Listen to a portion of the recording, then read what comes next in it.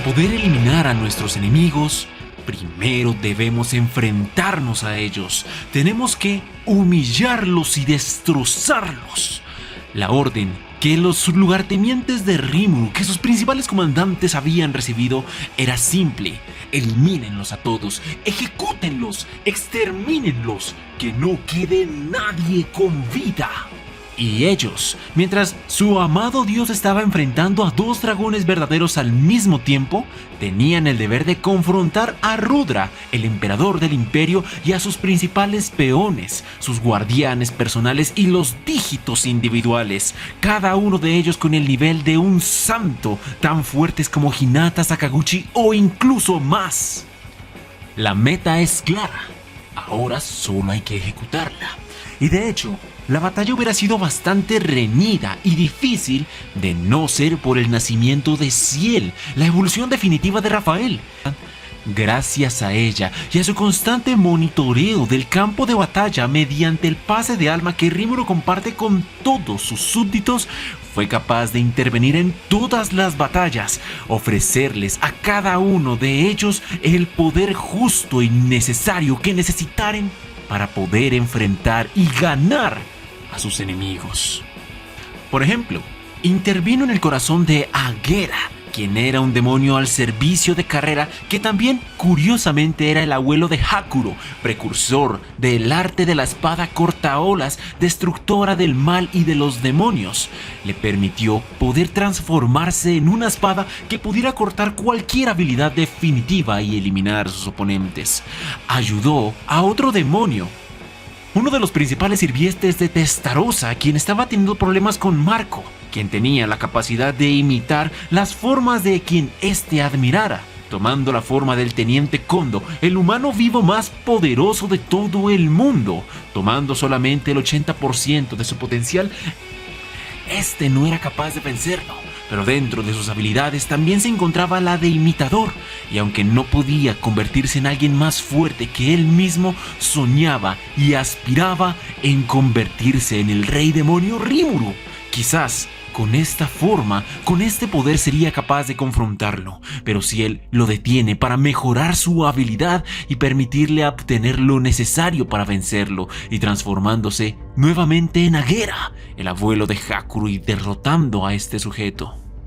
En la batalla de Shion, en contra de una de las reinas insectoides del otro mundo, quien tenía un combate muy parejo y en donde nuestra querida Oni ya se estaba quedando sin fuerza y sin resistencia, intervino para completar su devolución y transformarla en una ogro divina de la guerra, obteniendo así un poder abrumador que le permitió derrotar a sus oponentes de solo unos cuantos agitones de su espada. Intervino en la batalla que estaba sosteniendo Zoe con otro de los números principales del imperio. Cuando vio que su vida estaba en peligro y él empezaba a resignarse en la posibilidad de morir, para evitar el peor de los resultados, si él le otorga la habilidad de existencia paralela, técnica perteneciente a Belgrid, y así sus clones de sombra adquirían una potenciación inigualable. Si quieres conocer todos estos resultados, todas estas historias, por favor acompáñame. Puede que tome esta vez un poco más de tu tiempo, pero tranquilo, me aseguraré de hacerlo bastante venidero. Este video es la continuación de la narración del volumen número 15 de Tensei Shitara Slime Daptaken. Por favor, si te interesa conocer esta historia a más detalle y profundidad, aquí arriba te dejaré una lista de videos recomendados, una lista de reproducción en donde se encuentran todos ellos por orden cronológico para que así tú puedas disfrutar todas estas historias junto a mí. Ahora, sin más reparos, y sin comentarlo más, empecemos este video, no sin antes agradecerle a todas aquellas personas que me están colaborando para poder pagar mi universidad con las donaciones que ustedes me realizan en los directos, o por los super thanks o los comentarios destacados que me realizan en cada uno de los mismos. Me están acercando un poco más para que así yo pueda estudiar. Ya vamos a alrededor de $700. Y en el fondo estoy realmente agradecido con todos ustedes. Mi corazón no encuentra la manera de poder devolverles ese gran gesto, y en el fondo cada vez que miro esos números dentro del canal de Analytics estoy a punto de ponerme a llorar. Por eso mismo les agradezco desde el fondo de mi corazón todo lo que están haciendo por mí. Muchas gracias. Y bueno, dicho esto, ahora mismo vamos a empezar esta narración, en donde voy a poner todo mi corazón y todas mis energías en gratitud a todos ustedes. Así que, prepárense, porque aquí voy. La historia comienza con el principal grupo de élite de Rimuru acercándose a la aeronave en donde se encontraba el emperador Rudra, su guardia personal y sus soldados más poderosos. Quienes ocupaban este pequeño pelotón de combate sería Benimaru, Xion, Zoe, los primordiales, Última, Testarossa, Carrera y varios de sus principales súbditos, aquellos tan poderosos que podrían ser reconocidos con el título de duques demoníacos. Entidades, bestias tan poderosos como los reyes demonios. Tomando una altura superior a la del buque insignia, todos los soldados del imperio, los soldados reclutas, los normales, aquellos que estaban cumpliendo las funciones, por así decirlo, de personal, miraron a los enemigos y empezaron a burlarse de ellos mismos porque la historia contaba que Veldora ahora estaba de su parte y solo sería cuestión de tiempo para que la combinación entre Velgrid y Veldora destruyera a ese asqueroso rey demonio Rimuru y después volvieran para eliminar a estos sujetos. Además, los principales guardianes de Rudra estaban entre ellos. Era una batalla que en sus corazones ya estaba ganada. Pero de pronto, por la furia interna que mantenía Testarossa en su corazón, utilizó un ataque preventivo para eliminar a la mayoría de las alimañas, a las personas a las cuales el riesgo, o por lo menos el esfuerzo, no vale la pena. Utilizó el Dead Stack, una luz negra que corroe las almas y los cuerpos de sus oponentes. Anteriormente también la había utilizado con el primer encuentro contra el ejército del Imperio. Cuando las unidades de soldados rasos tomaron contacto con esta luz negra, sus almas empezaron a deformarse, a destruirse y sus cuerpos correlacionaban a los mismos, creando mutaciones o criaturas extrañas que simplemente no tenían la capacidad de sobrevivir. Ella, ahora con su nuevo poder de rey demonio despertado, activó la misma habilidad y la luz negra destruyó a todos aquellos que no tenían resistencias o defensas espirituales. La luz se propagó por todas partes y los no combatientes fueron los primeros en caer. Cada uno de estos sintió que su cuerpo falló. Monstruos asquerosos salidos de creepypastas empezaron a formarse en la cubierta y luego fallecieron porque no podían respirar, porque no podían hablar, por cualquier tipo de razón. Fisiológicamente no eran aptos para sobrevivir. Los únicos que resistieron este ataque eran aquellos que tenían el poder de un iluminado o un santo, pero aún así, aquellos que corrieron con esta suerte empezaron a temblar y a sufrir de puro y físico miedo. El terror que había provocado este ataque había destruido la moral de casi todos los que se encontraban dentro de la supervivencia. Los únicos que aún podían luchar eran los dígitos individuales que custodiaban al rey Rudra. Ellos, al percatarse de que la mayoría de sus compañeros habían sido asesinados, deberían tomarse esta batalla en serio. Levantaron sus armas y se prepararon para el combate. Uno de los clones de Velgrid, nacidos por existencia de Paralela, se encontraba en este lugar, pero también en el otro lado del combate Rimuru estaba empezando a doblegarla y también a derrotar a Veldora. Por lo tanto, necesitaba su completa conversación en esta batalla. Así que simplemente realizó una pequeña acción preventiva para ganar tiempo mientras se ocupaba de esta amenaza. Creó con sus habilidades y poderes mágicos un espacio aislado de la realidad compuesta por 6 o 8 puertas, no lo recuerdo muy bien, en donde cada una de estas era custodiada por uno de los dígitos individuales del emperador Rudra. Esta habilidad había encerrado a los principales comandantes de Rimuru. Había una condición en esta habilidad. Todos aquellos que entraran en una puerta no podrían salir de este espacio. Por lo tanto, deberían separarse de forma uniforme para confrontar a sus enemigos de forma individual debido a la cantidad de personas que estaban disponibles. Los nombres de los principales dígitos individuales de los guardianes de Rudra realmente no tienen mucha relevancia, porque ellos, spoiler de lo que voy a decir, fueron humillados, fueron destruidos y asesinados sin piedad. Los únicos nombres que podría decir con relevancia sería el Teniente Kondo, el humano vivo más fuerte de todos. Dahamra, el dígito número 2, gran amigo de Yuki y que era uno de los principales confidentes del emperador que conocía uno de sus secretos fundamentales, eliminado por última. Y finalmente, Belgrade, el clon que solamente poseía el 10% de su poder. Cada uno sería confrontado por los primordiales en cuestión. Testarossa se encargaría de la dragonesa, Carrera del teniente Kondo y última de Daharan. Ahora bien, ¿cómo fueron estas batallas en correlación?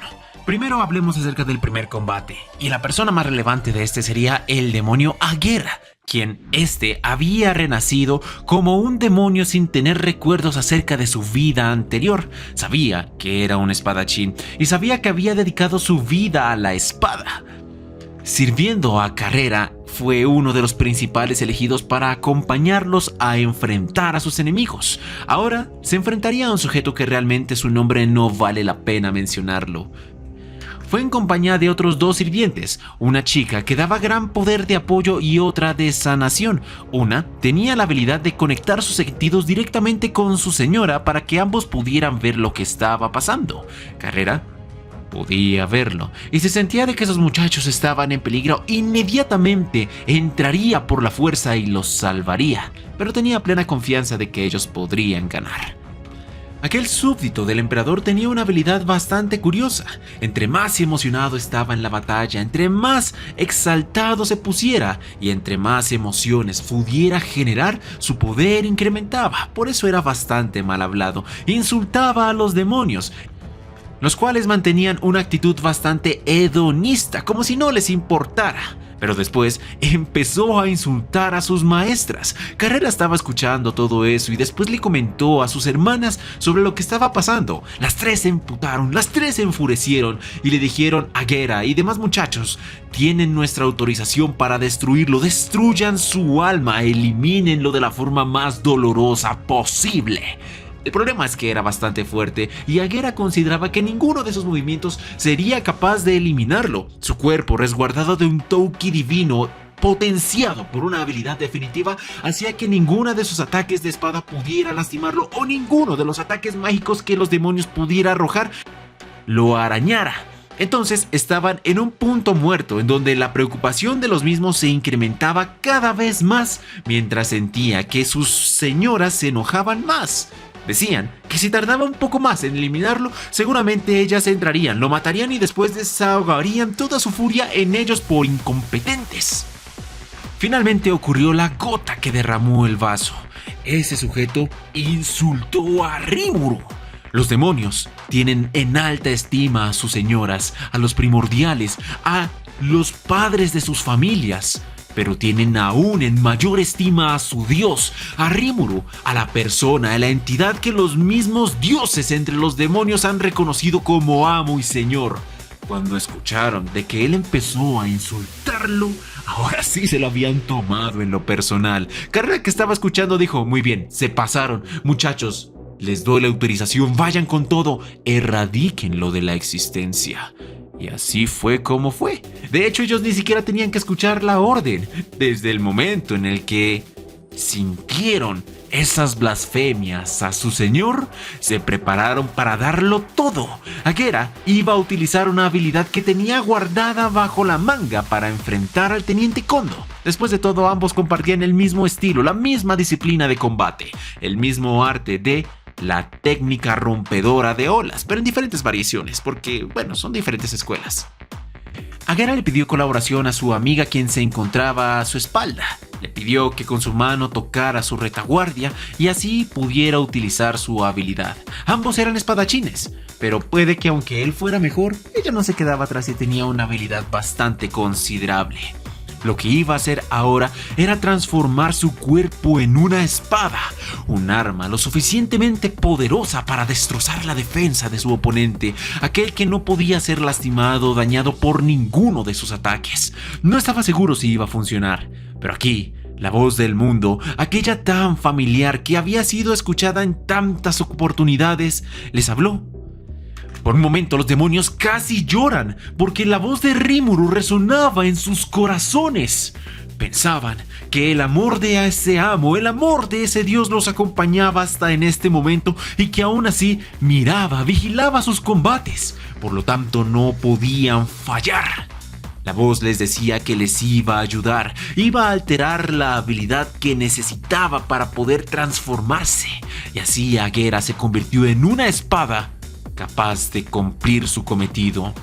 Poniéndose en manos de su amiga, ella rápidamente utiliza movimientos hermosos y estoicos. El poder de ambos se sincroniza, se incrementa, hacen una sinergia magnífica y utilizando la técnica definitiva más poderosa de la escuela de la cortadora de alas, el enemigo, bañado en Touki divino y a la habilidad definitiva alternativa, pierde todas sus extremidades y luego es decapitado.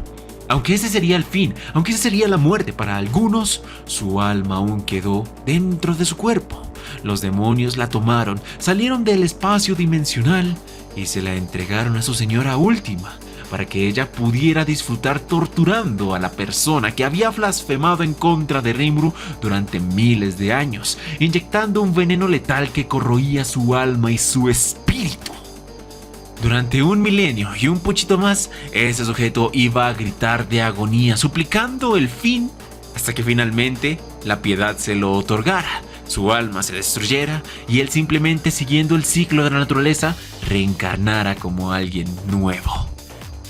Otra batalla se daría con la persona encargada del cuidado de Testarossa. Vaine era su nombre. Con una experiencia en el combate que abarcaba los milenios, se estaba enfrentando contra Marco, quien tenía la habilidad de adaptador, que le permitía transformarse en la persona que más idolatrara. En este caso era el Teniente Kondo, una de las entidades o de los humanos más poderosos que existía en la faz de la Tierra. La batalla era bastante difícil perder y Vaine estaba a punto de perder. Tantos ataques fatales, tantos ataques poderosos que podrían haberlo exterminado desde hace mucho tiempo, pero gracias a su experiencia y su pericia fue capaz de contrarrestar, defender, contraatacar y bloquear. Como lo dije al principio del video, la batalla se veía muy perdida, entonces solo le quedaba una oportunidad: imitar al maestro más poderoso que conociera en la faz de la Tierra, a Rimuru. Quizás con este poder él sería capaz de poder superar esta situación. Pero antes de que lo intentara, la voz del mundo sonó y le dijo: no, lo prohíbo, no puedes transformarte en Rimuru, pero a cambio voy a alterar tu habilidad para que obtengas lo necesario, para que así tú puedas convertirte en lo que necesitas. Su habilidad única, conocida como imitador, se transformó en una definitiva gracias a la intervención de Ciel. Artista había nacido, el perfecto imitador. Se dice que aquellos artistas capaces de copiar o falsificar los grandes lienzos de los artistas en sus mejores momentos de la vida son los que tienen más talento. Y esta analogía era representada en la habilidad, porque Vaine a partir de ese momento podía copiar las habilidades de sus conocidos, de sus camaradas, y llevarlas mucho más allá de la perfección, mejorándolas. Y para este enemigo en concreto, quien se desenvolvía en gran manera con el esgrima, decidió utilizar la de Agara, el abuelo de Hakuro, el demonio dedicado a la espada que hace un momento había ganado al otro lado. Tomando su apariencia de su momento más humilde como ser humano, desenvaina su espada, que también era dorada, la misma en la que él se había transformado anteriormente para derrotar a su oponente, y luego libera la técnica definitiva de la escuela rompedora de olas, 8 golpes de flor dorada, y así elimina a su oponente sin muchos problemas. Saltando rápidamente a la siguiente batalla, encontramos a Shion confrontando a la reina de los insectos.